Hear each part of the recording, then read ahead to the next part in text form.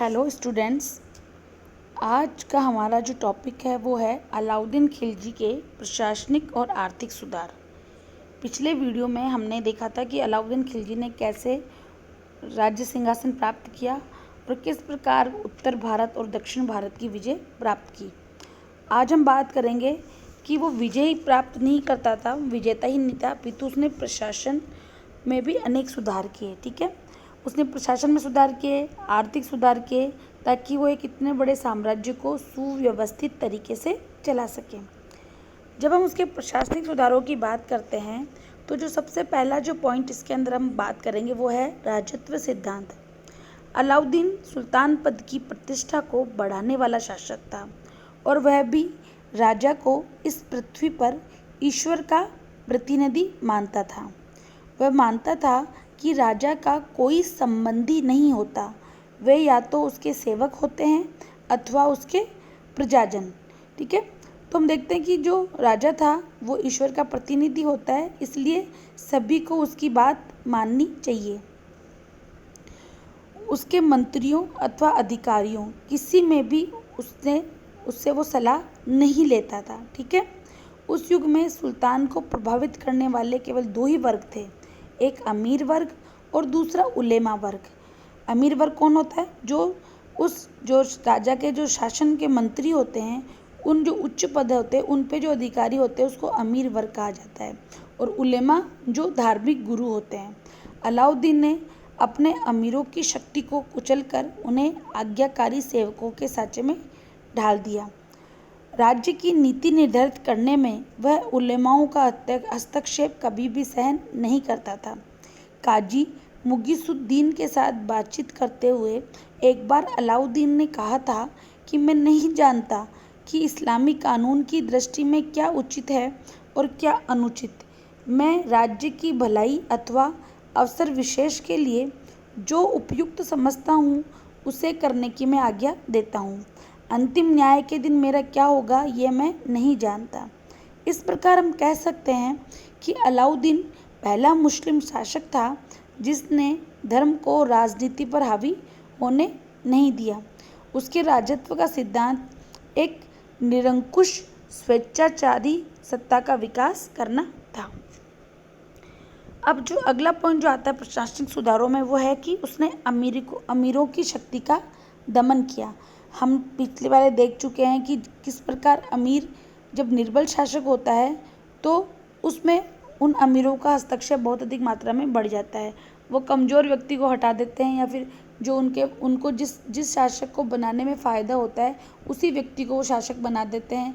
एक कठपुतली सरकार की स्थापना कर देते हैं और जो अमीर वर्ग होते हैं उनमें गुटबंदियाँ हो जाती है। एक गुट दूसरे व्यक्ति को बनाना चाहता है, दूसरा दूसरे व्यक्ति को बनना चाहता है और इस प्रकार संपूर्ण राज्य क्या होता है, दलबंदी का शिकार हो जाता है। इस परिस्थिति में राजतंत्र को भी हानि होती है और पूरे आम जनता को भी इससे हानि होती है।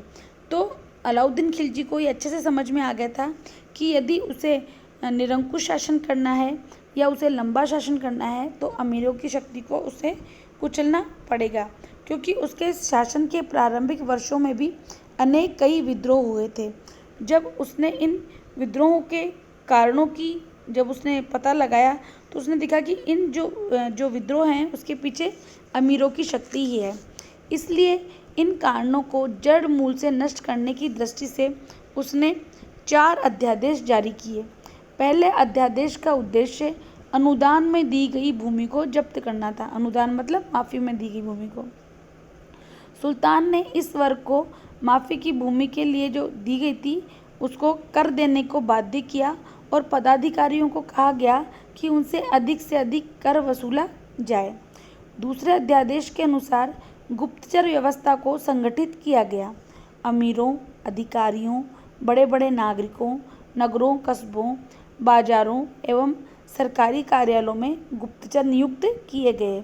गुप्तचरों की देखरेख के लिए संवाददाता और गुप्तचर भी नियुक्त किए गए। ठीक है, अगला जो अध्यादेश उसने जारी किया वो था मादक द्रव्यों का उत्पादन उसने निषिद्ध कर दिया गया।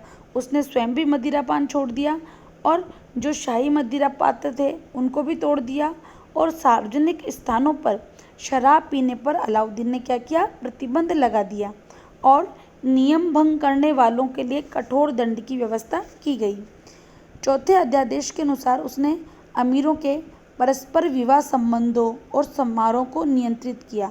अब सुल्तान की पूर्व अनुमति के बिना ऐसा कोई भी समारोह नहीं हो सकता था। अर्थात हम देखते हैं कि इन सब कार्यों के द्वारा उसने अमीरों की शक्ति को क्या किया, बिल्कुल दमन कर दिया। अगला जो पॉइंट आता है वो है राजस्व तथा लगान व्यवस्था। आपको पता है कि अलाउद्दीन खिलजी का एक बड़ा साम्राज्य था। इसके अलावा बार बार जो मंगोल आक्रमण हो रहे थे उनसे भी उसको सुरक्षा करनी होती थी। तो इन सब के लिए उसे एक अपार धन की आवश्यकता थी और इस धन की पूर्ति और राजस्व और लगान व्यवस्था से ही कर सकता था। अलाउद्दीन ने अपने सुधारों में मुकद्दम, खूत, चौधरी जो गांव के लेवल पर अधिकारी होते थे आदि को क्या किया, आदि से भी उनको जो रियायतें दे रखी थी पहले उनको समाप्त कर दिया गया और अन्य किसानों की भांति ही उनसे भी कर वसूल किया जाने लगा और विशेष वेतन दिए गए। उन लोगों को पहले की भांति कर वसूल का काम करने के लिए बाध्य किया गया। ठीक है। अलाउद्दीन ने एक काम किया, भूमि कर की दर में वृद्धि कर दी।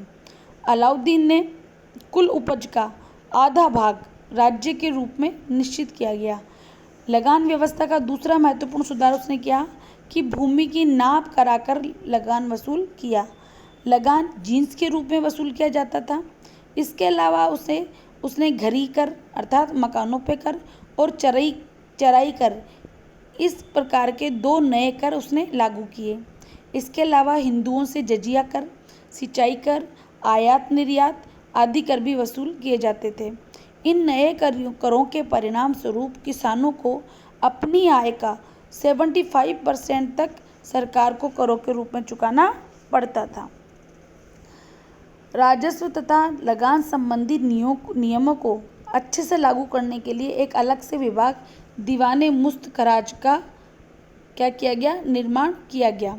जो लोग समय पर पूरा राजस्व जमा नहीं करा पाते थे या रिश्वत लेते पकड़े जाते थे उन्हें कारागार की सज़ा दी गई थी। तो हम देखते हैं कि उसने राजस्व और लगान में भी अनेक सुधार किए। अगला आपका आता है सैनिक व्यवस्था। चूँकि वो एक साम्राज्य विस्तारक था, उत्तर भारत में भी उसने अनेक प्रदेशों पर विजय प्राप्त की, दक्षिण भारत में भी उसने अनेक क्षेत्रों में विजय प्राप्त की। तो इस साम्राज्य विस्तार के लिए और मंगोलों से मुकाबला करने के लिए उससे एक विशाल सेना की आवश्यकता थी। अतः अलाउद्दीन ने एक स्थायी सेना का गठन किया। वह पहला सुल्तान था जिसने स्थायी सेना रखी जो राजधानी में रहती थी। इसके अलावा उसने सैनिकों को नगद वेतन देने की नीति लागू की। सैनिकों को अस्त्र शस्त्र अन्य सामग्री सरकार की तरफ से मिलती थी। सैनिकों के प्रशिक्षण की व्यवस्था भी की गई। इसके अलावा भ्रष्टाचार को रोकने के लिए उसने सैनिकों के हुलिया लिखने की परिपाटी चालू की। हुलिया लिखने के अलावा घोड़ों को दागने की प्रथा भी चालू की गई। इसके अलावा नए दुर्ग बनाए गए और पुराने दुर्गों की क्या की गई, मरम्मत की गई। अगला जो पॉइंट आता है आपका आता है बाजार व्यवस्था। ये आपकी अर्थव्यवस्था के संबंधित जो अलाउद्दीन ने सुधार किए उसमें आएगा कि सुल्तान द्वारा बाजार व्यवस्था तथा मूल्य नियंत्रण जो चालू किया गया, इसके पीछे कई उद्देश्य थे। कुछ विद्वानों का मानना है कि वो चूँकि विशाल सेना रखता था और सैनिकों को नगद वेतन देना भी पड़ता था, इससे राजकोष पर भारी दबाव था। अतः सैनिकों को कम वेतन में ही उनका जीवन आराम से गुजर सके, इसके लिए दैनिक उपयोग की सभी वस्तुओं के भाव क्या कर दिए गए, निर्धारित कर दिए गए थे। कुछ विद्वानों का यह मानना है। नई जो बाजार व्यवस्था जो लागू की अलाउद्दीन खिलजी ने, वो वर्तमान की जो राशन पद्धति है उसे मिलती जुलती थी। दैनिक उपयोग की सभी वस्तुएं जैसे अनाज, दालें, तिलहन, चावल, घी, तेल, गुड़, शक्कर, कपड़ा, दास दासी, घोड़े, गाय, भैंस, बकरी, साग सब्जियां आदि के दाम निश्चित कर दिए गए। अलग अलग वस्तुओं के लिए अलग अलग बाजार बनाए गए। ठीक है। किसी भी कारण से उपभोक्ता वस्तुओं में कमी न आए, इसके लिए विशाल गोदाम बनाए गए। ठीक है। इसके अलावा संकटकालीन स्थिति में कौन सी वस्तुएं किस अनुपात में वितरित की जाएगी, इसकी एक नियमावली बना दी गई। अर्थात हम देखते हैं कि जो वर्तमान में जो राशन पद्धति है उसी से मिलती जुलती ये थी। अनाज की व्यवस्था के प्रति विशेष ध्यान दिया गया। खालसा भूमि के किसानों से अनाज के रूप में लगान वसूल किया गया। किसानों से ली जाने वाली जिंसों के भाव भी तय कर दिए गए। अनाज खरीदने का काम केवल परमिटधारी व्यापारियों को ही सौंपा गया। दूर स्थानों से राजधानी में अनाज लाने के लिए बंजारों को राजधानी के पास ही बसा दिया गया। ठीक है। कपड़े के व्यापारियों को बाहर से माल मंगाने के लिए अग्रिम धन दिया गया। इसके अलावा जो तोल माप जो साधन थे तो उनकी भी आवश्यक समय समय पर जांच की जाती थी ताकि कोई लोग बेईमानी ना करे। इसके अलावा हर बाजार का अलग अलग अधिकारी नियुक्त किए गए। अनाज मंडी के सबसे बड़े अधिकारी शहनाई मंडी कहलाता था। तो इस प्रकार देखते हैं कि ये जो बाजार व्यवस्था थी ये एक बहुत मध्यकाल में एक अत्यंत महत्वपूर्ण और विचित्र एक अलग व्यवस्था थी और इन सभी कार्य सख्त से चलते रहे। इसके लिए गुप्तचरों की नियुक्ति की गई। अब इस व्यवस्था को कुछ लोगों का मानना है कि केवल राजधानी में ही ये व्यवस्था चालू की गई थी। कुछ विद्वानों का मानना है कि पूरे देश में व्यवस्था चालू थी। अब हम बात करेंगे कि इन सब चीज़ों का जनता पर क्या प्रभाव पड़ा। तुर्की सुल्तानों में अलाउद्दीन ही पहला शासक था जिसने राजस्व सुधारों में रुचि ली और जो भ्रष्टाचार जो व्याप्त हो गया था उसको दूर करने की इसमें कोशिश की गई। चूँकि उसने आधा जो भाग था उपज का वो कर के रूप में लिया तो इससे राज्य को तो आय हुई, बहुत अधिक मात्रा में उसका राजस्व बढ़ने लगा, लेकिन आम जनता इसमें पिस गई क्योंकि मैंने आपको पहले बताया कि इसके अलावा घरी कर, चराई कर, हिंदुओं में जजिया कर आदि अनेक कर लगा दिए गए थे जिससे उनकी उपज का 75% से भी अधिक भाग कहाँ चला जाता था, सरकार के पास चला जाता था। तो हम देखते हैं कि जो अलाउद्दीन ने जो राजस्व सुधार किए उससे कुछ मात्रा में तो क्या हुआ, राज्य को तो फायदा हुआ लेकिन जनता को इससे बहुत अधिक मात्रा में हानि हुई। संक्षेप में हम कह सकते हैं कि अलाउद्दीन के सुधारों, बाध्यता और आतंक ने शासन की जड़ें खोखली कर दी। जनता पर अनिश्चित जीवन प्रणाली लाद दी गई जिससे जनता में असंतोष बढ़ गया। ठीक है। और जैसे ही हम देखते हैं कि अलाउद्दीन खिलजी की मृत्यु होती है, दूसरा शासन आता है तो ये जो बाजार नियंत्रण की व्यवस्था थी, जो उसके आर्थिक सुधार थे, उनको ख़त्म कर दिया जाता है या उनका बाद के इतिहास में कोई जिक्र नहीं आता है।